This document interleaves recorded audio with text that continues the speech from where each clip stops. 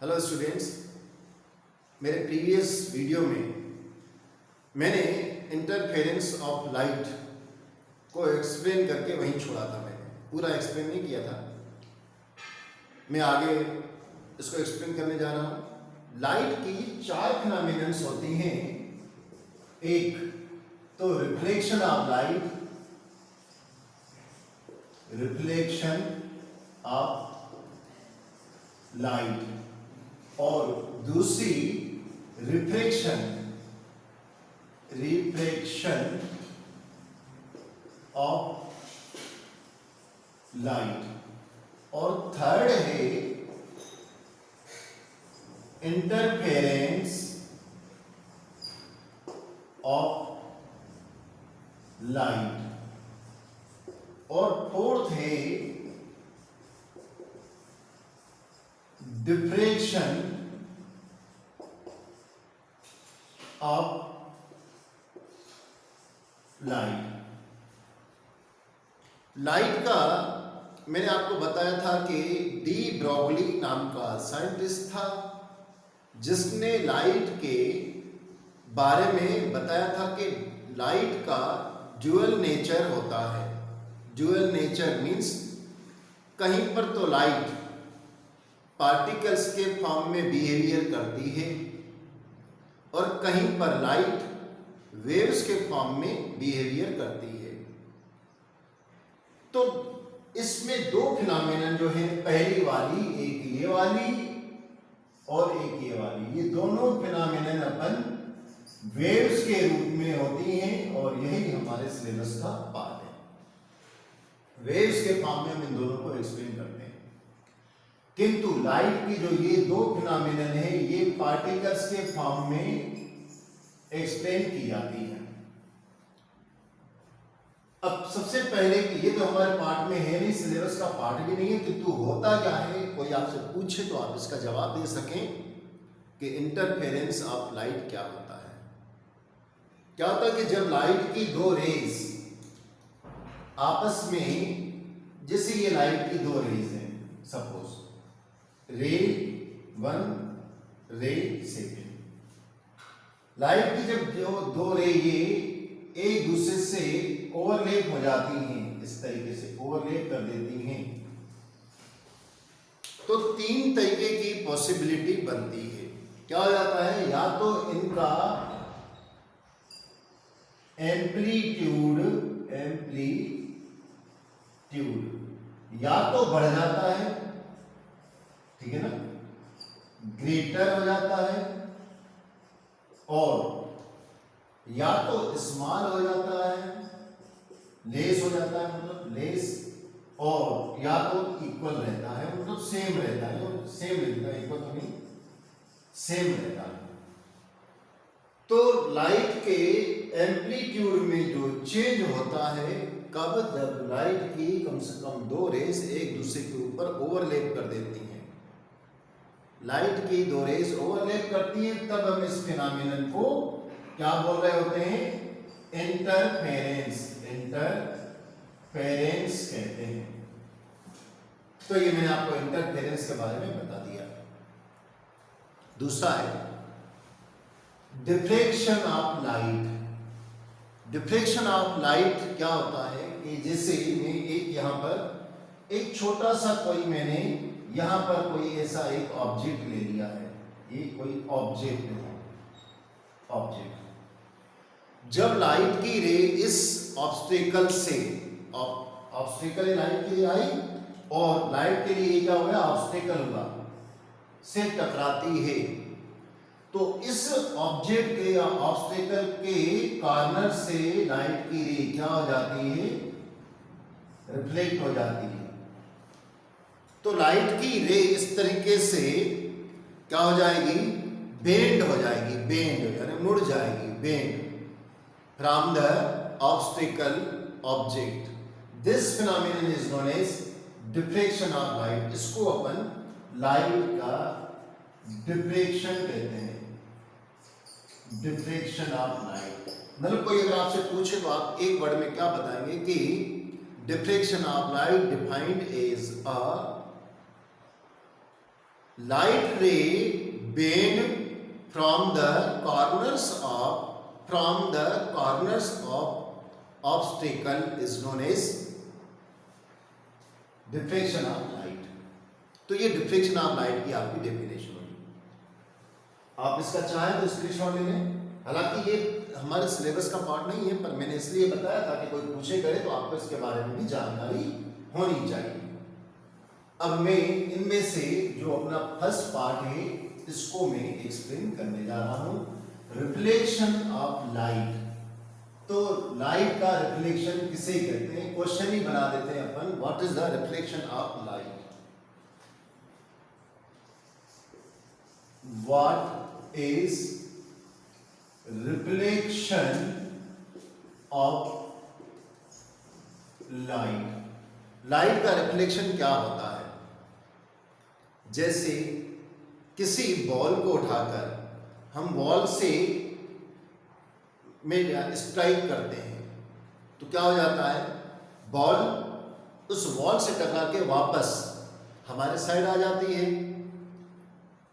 उसी प्रकार से जब लाइट की रे किसी पॉलिश सरफेस से या शाइनिंग सरफेस से, और एक कॉमन लैंग्वेज के वाले वर्ड में मैं बोल देता हूं कि मिरर से टकराती है, तो वह वापस उसी मीडियम में बाउंस बैक हो जाती है।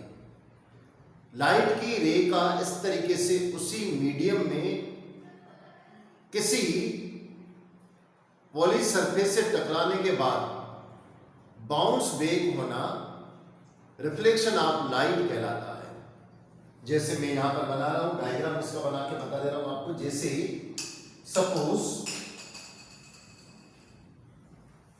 सपोज ये एक मिरर है ए बी, या पॉलिश सरफेस लाइट की रे आई यहां से, जो लाइट की रे आती है उसको अपन इंसिडेंट रे कहते हैं, इंसिडेंट रे, और टकराने के बाद मीडियम कौन सा है, ये वाला मीडियम है, सेम मीडियम में वापस जा रही है। तो सेम मीडियम में वापस जा रही है, ये होती है रिफ्लेक्टेड रे, रिफ्लेक्टेड रे। तो इस तरीके के फिनोमेनन को हम रिफ्लेक्शन ऑफ लाइट कहते हैं। क्लियर? तो हम इसकी डेफिनेशन में लिखवा देता हूं, व्हेन अ लाइट रे, when a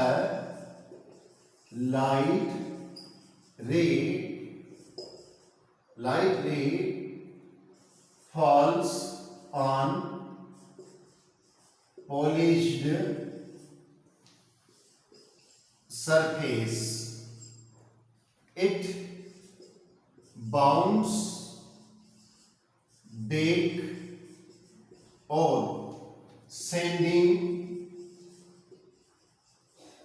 back is known as reflection of light. When a light, अब जो मैंने ये लिखा तो जरूरी नहीं है आप बिल्कुल रटने चालू कर दिए। आपको कंसेप्ट समझ में आया तो आप अपने वर्ड्स में बता दें, सेंडिंग द लाइट रे in same medium when strike a polished surface is known as reflection of light। आप अपने लैंग्वेज में भी लिख सकते हैं। इसका कंसेप्ट बस ये है। एग्जाम्पल अपन लिखेंगे, एग्जाम में आया तो एग्जाम्पल लिखना जरूरी रहता है। तो एग्जाम्पल अपन कैसे लिखेंगे, for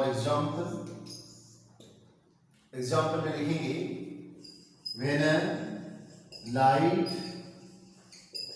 ray strike on mirror, it goes back in same medium, ये सेम मीडियम में वापस चली जाती है। ये इसका एग्जाम्पल है रिफ्लेक्शन ऑफ लाइट का। आप चाहें तो इस क्वेश्चन का आंसर भी आपके पास आ जाएगा, आप स्क्रीनशॉट ले लें इसका। मैं इसको रब करने जा रहा हूं। दूसरा क्वेश्चन बनता है, वैसे क्वेश्चन ये भी आ सकता है, what is the reflection of light, फिर explain the law of reflection. तो मैं यहां पर विद डायग्राम क्वेश्चन बना के लिख देता हूं, explain law of reflection, laws of reflection. तो रिफ्लेक्शन के लॉ कौन कौन से हैं, मैं पहले डायग्राम बनाऊं, पूरा एक्सप्लेन करूं तो आपको बहुत बेटर तरीके से समझ में आ जाएगा। ए बी अपन मान लेते हैं कि कोई पॉलिश सरफेस है या मिरर है। अब देखो इसमें जो लाइट की रे आके इस पॉलिश सरफेस से टकराती है, तो उस रे को अपन कहते हैं इंसिडेंट रे, इंसिडेंट रे, इसे हम इंसिडेंट रे कहते हैं। और जो लाइट रे टकरा के वापस जाती है उसको अपन बोलते हैं रिफ्लेक्टेड रे, रिफ्लेक्टेड रे। ये रिफ्लेक्टेड रे है और इसके बीच में एक इमेजिनरी लाइन होती है जो कि बिल्कुल पास होती है, कहां पे, जो पॉइंट इंसिडेंट, इसको पॉइंट ऑफ इंसिडेंट कहते हैं। यहां पे मैं इसकी डेफिनेशन लिखवा दूंगा, ये होता है नॉर्मल, इसको अपन बोलते हैं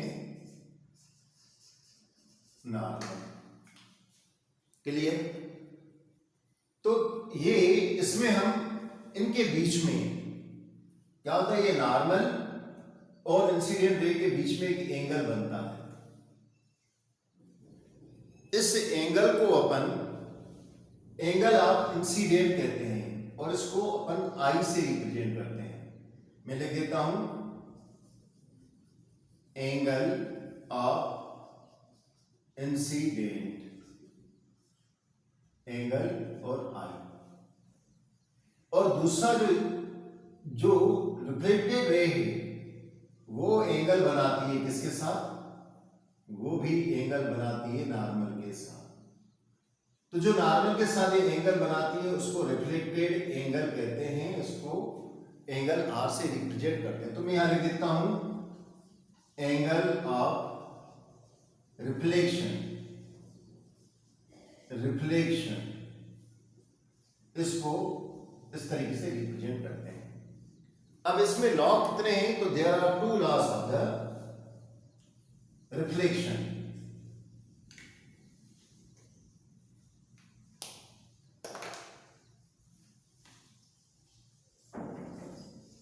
There are two laws of reflection. दो लॉज है रिफ्लेक्शन के, कौन कौन से हैं, तो अब अपन यहां से देखेंगे कि angle of incident always equal to angle of reflection. ये एंगल ऑफ इंसिडेंट हमेशा एंगल ऑफ रिफ्लेक्शन के होता है, पहला लॉ ये है। दूसरा लॉ क्या है, ये ए बी एक प्लेन है, प्लेन सरफेस है, तो इंसिडेंट रे, नॉर्मल और रिफ्लेक्टेड रे ये तीनों एक ही प्लेन में होती हैं, पाई जाती हैं। बस ये दो ही लॉ हैं। तो क्या बताएंगे पहला लॉ, तो फर्स्ट लॉ आपको बताते हैं कि angle of incident always equal to the angle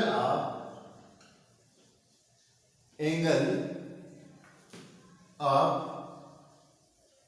reflection,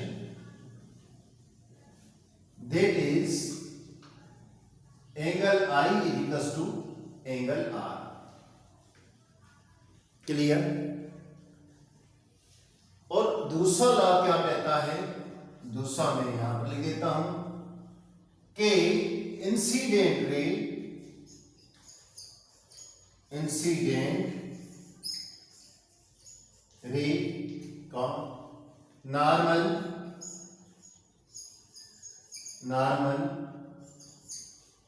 and reflected ray, तीसरी कौन सी है? रिफ्लेक्टेड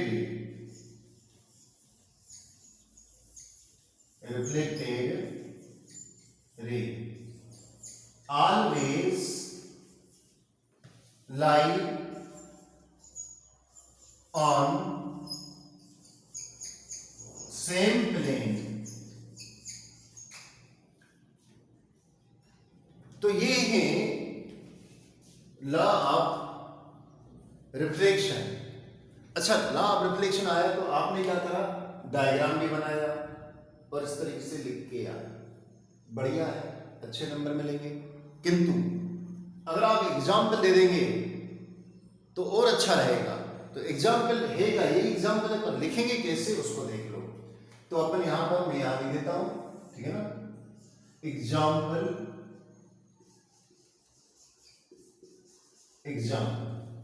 ठीक है ना? कि व्हेन लाइट रे strike on mirror then form the angle equal to the angle of incident is equals to angle of reflection, and incident ray normal and reflection rays always lie on same plane। तो ये आपका बस क्या लेना? Example mirror, बस इतना ही काफी है ना? एग्जाम्पल मिरर, ज्यादा नंबर का तो और बढ़ा देना। तो यहां तक आप चाहें तो इसका भी स्क्रीनशॉट ले लें, फिर मैं रब कर रहा हूं।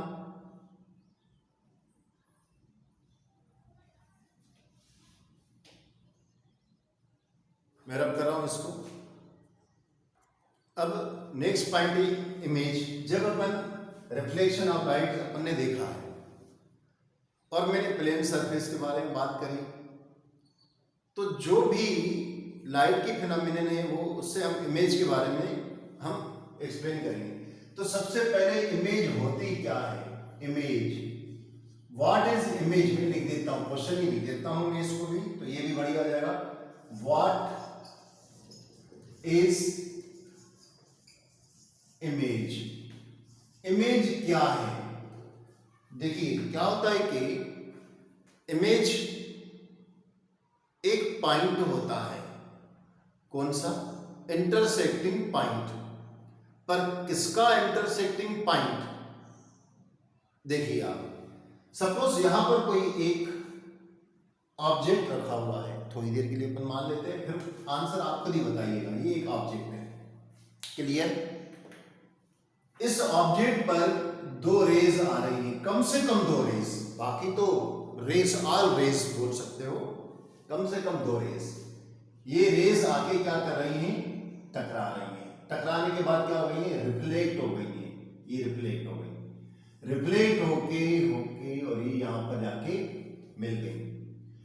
तो जिस पॉइंट पर मिली है, इस पॉइंट को मैं आई पॉइंट बोल देता हूं, आई पॉइंट। तो जो इंटरसेक्टिंग पॉइंट है,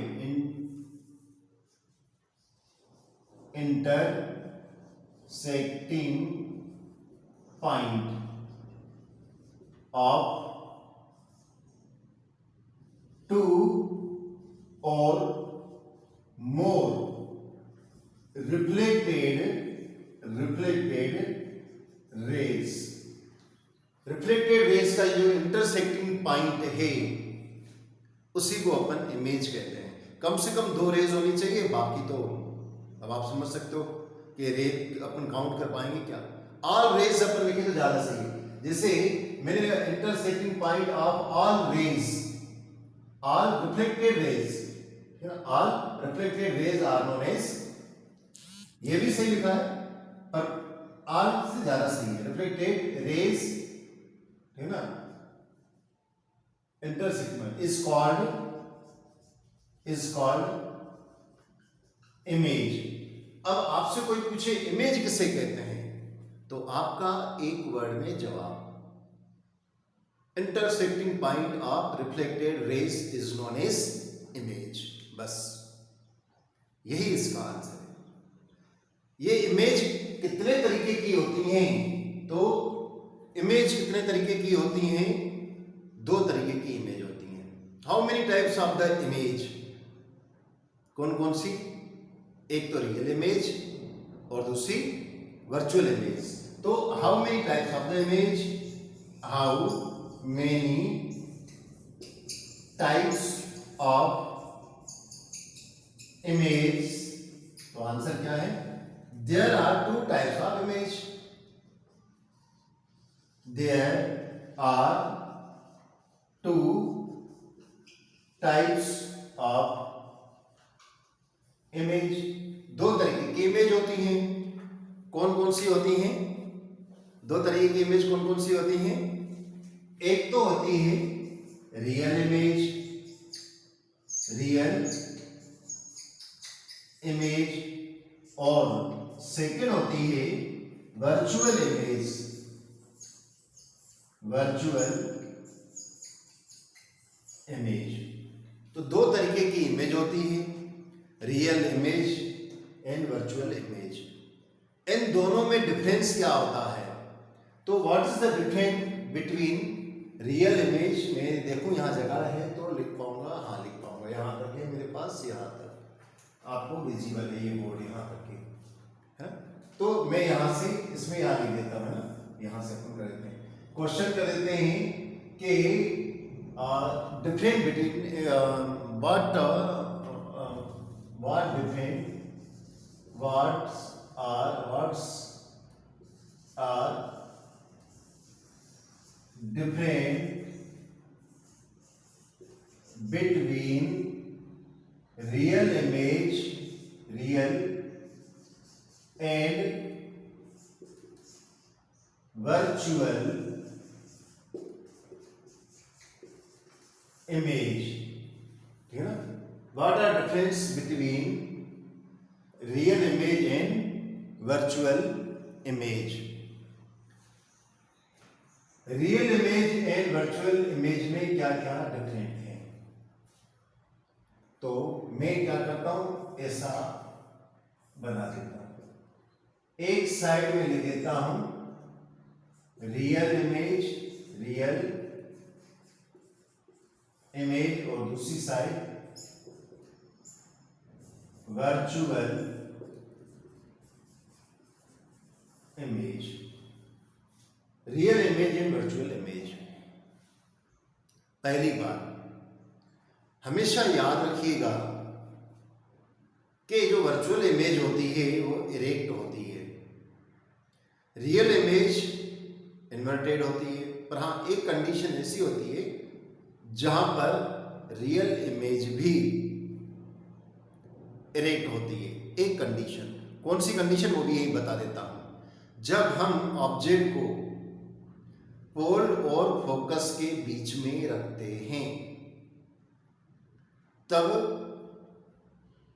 रियल इमेज इमेज जो बनती है, थोड़ी देर के लिए अपन रियल में लेंस में और मिरर में चला गया, ठीक। रियल इमेज और वर्चुअल इमेज, रियल इमेज हमेशा ही इन्वर्टेड होती है। एक्चुअली मैं लेंस में चला गया और मिरर में बनाने में ध्यान मेरा वहां चला गया। खैर फिर से बात कर रहा हूं मैं। रियल इमेज हमेशा इन्वर्टेड होती है,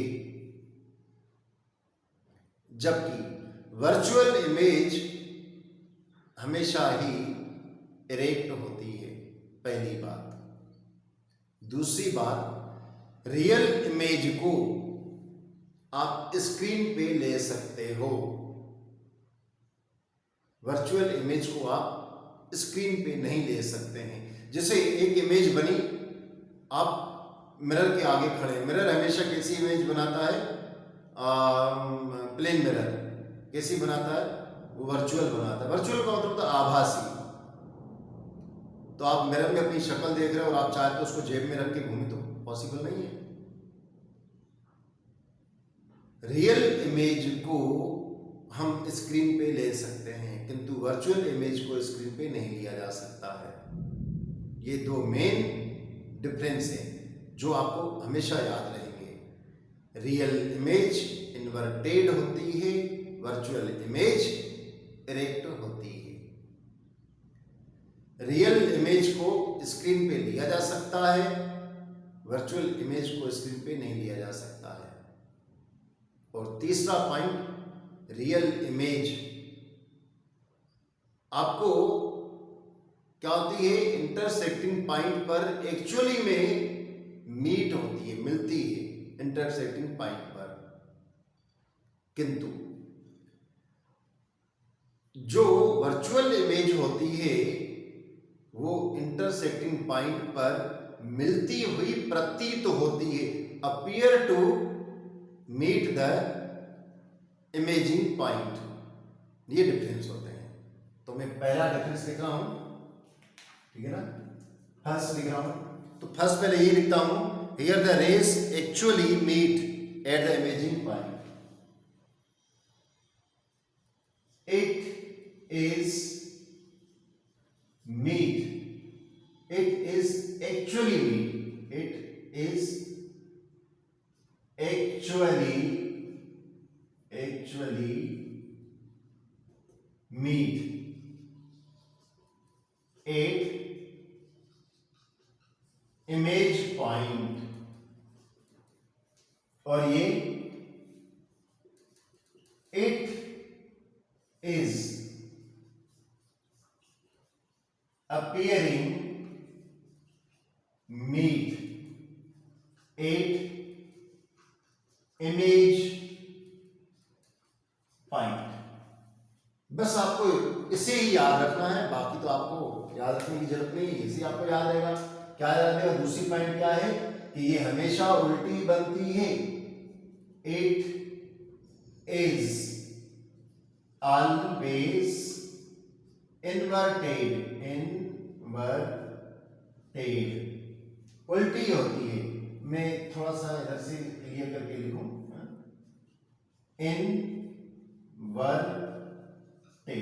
इन्वर्टेड होती है। और ये कैसी होती है? ये इट इज ऑलवेज इरेक्ट, ये हमेशा इरेक्ट होती है। थर्ड पॉइंट में डिफरेंस क्या है? यहां थर्ड पॉइंट में यहां लिख देता हूं। थर्ड पॉइंट क्या है कि ये वाली जो है, यहां से लिख देता हूं, क्या होती है? ये हमेशा ये उल्टी होती है, ये सीधी होती है, और इसको स्क्रीन पे लिया जा सकता है। It can be taken on screen, screen पे लिया जा सकता है, स्क्रीन, और उसको स्क्रीन पे नहीं ले सकते हैं। It can not be taken on screen. तो थोड़ा सा शायद कट रहा है, तो मैं इसको थोड़ा सा ही घुमा देता हूं, ठीक है ना। आप चाहें तो इसका भी स्क्रीनशॉट ले लें। रियल इमेज, वर्चुअल इमेज है, और यहाँ पर अपन ने बताया कि इमेज क्या है, और यहाँ पर इमेज कितनी तरीके की होती है, और ये डिफरेंस, ये 3 क्वेश्चन है। आप इसका स्क्रीनशॉट ले लें, तो मैं रब कर रहा हूँ।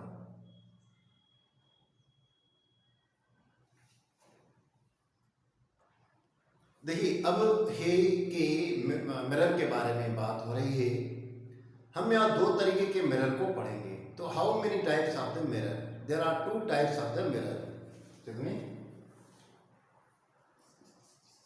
How many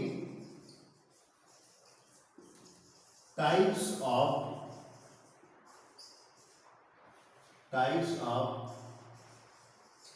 mirror? तो आंसर है there are 2 types of the mirror. There are types of mirror.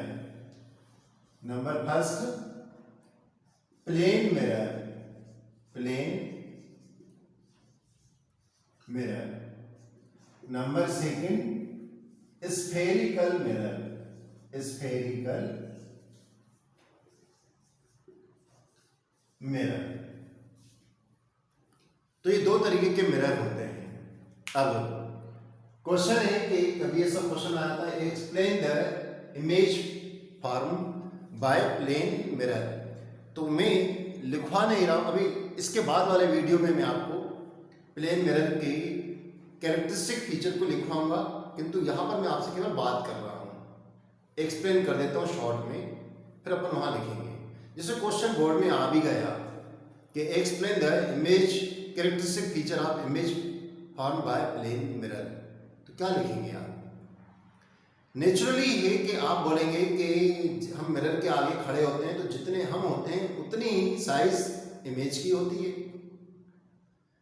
तो there are following characteristic of image form by the plane mirror. Number first, the size of image just equal to the size of object, naturally बोलोगे। फिर दूसरा, आप mirror के आगे सीधे खड़े हो तो क्या आपकी इमेज उल्टी दिखाई देगी?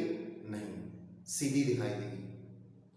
तो इमेज ऑलवेज फॉर्म इरेक्ट या इमेज फॉर्म ऑलवेज अपराइट, सीधी इमेज होती है।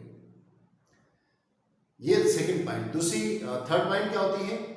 अगर आप मिरर से दूर हटते हो फिर मिरर के आगे आते हो तो ऐसा होता है क्या कि आप दूर हट रहे हो तो इमेज आपसे ज़्यादा दूर हट गई, आप आगे आ रहे हैं तो इमेज तो जिद पे अड़ी थी, मैं तो आगे नहीं आऊंगी, ऐसा नहीं होता है। मतलब कि distance of the image from the reflecting surface is just equal to the distance of the object from the reflecting surface. ये थर्ड पॉइंट हो गई।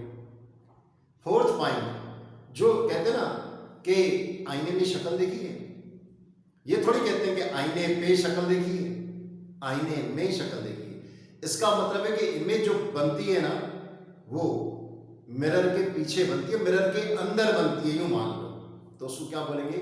Image always form behind the mirror, image always form behind the mirror. तो यह आपकी point हुई।